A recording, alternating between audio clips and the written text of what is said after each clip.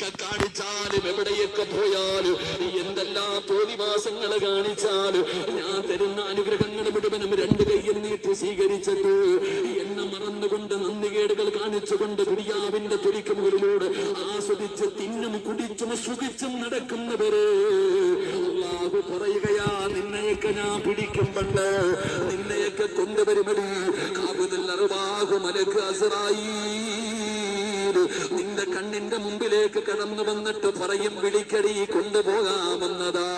നിന്റെ മുമ്പിലേക്ക് ഇറങ്ങി വരുമല്ലോ.